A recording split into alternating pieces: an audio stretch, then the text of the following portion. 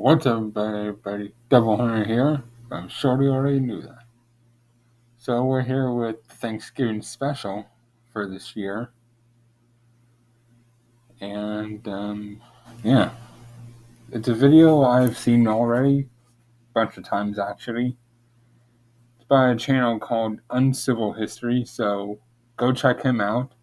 Show him love and support by subscribing. Then come back here, subscribe, like, comment, ring the bell notification, share. Now, onto the video.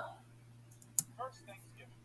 American schools generally teach a conventional story about the meeting of pilgrims and Indians that finished with an amazing dinner. The end. But there's more to the tale. This video will explain the events around the first Thanksgiving and how it's not the image ingrained in tradition. At the start of the 17th century, southern New England was home to a variety of busy communities within several confederations. These were the people of the First Light, and they called their home the Dawnland. Political leaders were known as sachems and had been trading with Europeans for over 100 years before the Pilgrims. Relations soured only after deceitful Europeans kidnapped locals to sell as slaves. Permanent European settlement was impossible due to the already high population of native occupants. But in 1616, tradesmen introduced a disease to the Dawnland, whose inhabitants died in droves from a lack of immunity. In 3 years, up to 90% were wiped out in several confederations, including the Wampanoag. Their head sachem, Massasoit, was aware of how close they were to being subjugated by their unafflicted enemy, the Narragansett. He was determined to save his people from such a fate. This was the political world the Pilgrims were about to enter. The Pilgrims were not called Pilgrims by their contemporaries. They were known as Separatists, a branch of the English Puritans. King James hated Puritans and began persecuting them in 1604, so the Separatists fled to Holland, where they were free to worship. But because they feared losing their national and communal identity, the congregation wanted a new place to plant their church. They decided... So yeah, here's the thing. Notice here how it says Virginia. So what most people that don't study history tend to forget is that we've technically been here, we Americans have been here since the 1500s. It was only in the 1600s when the New Plymouth colony, the colony that this video is technically about, basically colonized what's now a city in Massachusetts known as Plymouth, Massachusetts. And it was because of that colony that eventually we got the original 13 colonies. Virginia may have been the first, but it wasn't until New Plymouth colony that we started going downwards and upwards on America and asked King James for the 13 colonies. Rights to build a colony. They planned to make a profit catching fish to pay off the debts to their investors. The Mayflower set sail on September 6th. 2 months later, Cape Cod was spotted, and 16 men were sent to shore to inspect the area. Unfortunately, the settlers didn't know how to fish, and food was running out. They resorted to stealing from graves, homes, and storage pits to keep everyone alive. Then came their first hostile encounter with natives, but no one was killed. On December 12th, they reached New Plymouth. They did not land on any specific rock, but folklore insists they did.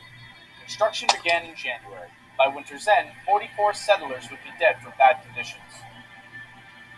In March, they were surprised when a man named Samoset walked into New Plymouth, greeting them in English. He told them they were building on top of a village called Patuxet, whose residents had all died from the recent epidemic. It belonged to the Wampanoag, and their chief, Massasoit, was watching. The settlers were eager to trade, so 5 days later, Samoset returned with furs and companions, including Tisquanto. So I would like to point out, the video would stop. Wampanoag and their chief, Massasoit, was watching. Give me a minute. These three. These are the original 13, original three governors of New Plymouth. And I want to say in this order as well. Edward. Excuse me, I only woke up a little bit ago, so I'm still tired a little bit. Edward Winslow, this boy, third governor. I want to say that this guy was the first, and then Bradford, this boy, was the second. All I know is that this guy was the third and last governor of the New Plymouth colony. Settlers were eager to trade, so 5 days later, Samoset returned with furs and companions, including Tisquanto. Known famously as Squanto, he had come to tell them in perfect English that Massasoit had arrived. After years of dealing with Englishmen, the sachem did not trust the newcomers. Edward Winslow was sent to be a hostage and declared the settlers' peaceful intentions. Satisfied, Massasoit walked into New Plymouth and was regally greeted by the governor. A peace treaty was created, ensuring mutual protection if attacked by enemies. With the help of Squanto, New Plymouth settlers began to fare better. He taught them how to grow crops and was absolutely vital as an interpreter. To the separatists, he was a gift from God. But in fact, Squanto had been kidnapped from Patuxet in 1614 and shipped to Spain to be sold into slavery. He ended up in London at the home of a merchant who taught him English and arranged for Squanto's return to the Dawnland in 1619. But Patuxet was now gone, wiped away by the epidemic. Massasoit took him in with suspicion because of his years abroad, but needed a translator to parley with the newcomers. He eventually sent his warrior Hobamok to live among the settlers and keep an eye on Squanto. By fall, the settlers had a bountiful harvest and a feast was held to celebrate. Massasoit showed up with 90 warriors and 5 deer for the meal. For 3 days, the English and Wampanoag ate and entertained one another. This was the famous first Thanksgiving children learn about in school. However, the word Thanksgiving would not have been used by these settlers to denote a harvest feast. For Puritans, a day of Thanksgiving was a day of fasting while giving thanks to God in prayer. But the story of Pilgrims and Indians does not end here. During New Plymouth's first year, Squanto had been up to something. Realizing his substantial power as the only English speaker of his people, he conceived a plan to overthrow Massasoit. He persuaded locals he could command the English to make war or peace at his will. Hobamok was suspicious of Squanto and warned Governor Bradford.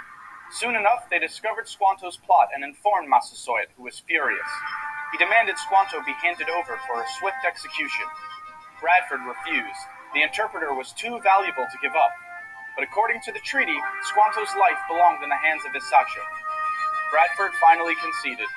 He was about to hand over Squanto when an unidentified ship appeared. The alarm it caused delayed Bradford and worried Massasoit's envoys. Angered and impatient, they left. The ship carried 60 Englishmen planning to build a colony near Boston. They abused the Massachusetts locals, initiating a conspiracy to kill the colonists.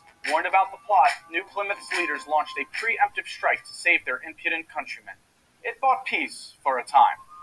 In that time, more Puritan settlers arrived, soon outnumbering the natives. And while the Pilgrims' Treaty with Massasoit lasted... So this Philip guy, Massasoit's the second son, that's what's known as the King Philip War. Now, even though his name wasn't Philip, the separatists, pilgrims, they didn't exactly know what to call him. So they took the name Philip, which is actually the name of Alexander the Great's father, King Philip. And the King Philip War of the New Plymouth colony, that's the one war our American history tends to forget. We always teach it from American Revolution to modern day. We never get to teach or never get to learn about the King Philip War, since, in a manner of speaking, that's the war that in a way, started everything that would lead to the forming of our country, that would lead to the American Revolution decades, in a sense, a century and decades later.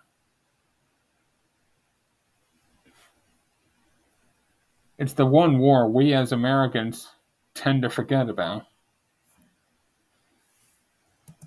Until the sachem's death, other Puritans were not concerned with such alliances.